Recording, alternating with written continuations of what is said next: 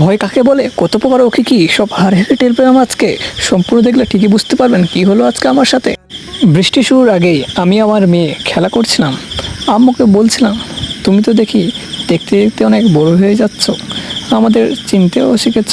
Tension তু পূর্তি মন উজাড় করে খেলো। কিছুক্ষণ পরেই দেখি ওর পিসি চলেছে তাকে দেখতে, কারণ সে পড়াশোনা করতে শহরে যাবে, নার্স হবে, রোগীদের সেবা করবে আর দেশের উন্নতি করবে।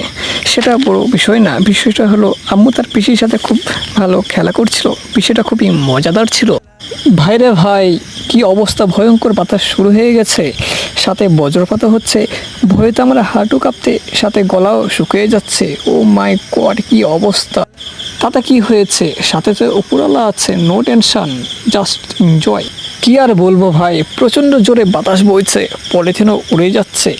পাশের জিনিসপত্রগুলো গুছিয়ে রাখলাম যেন বাতাসে তা না উড়ে যায়।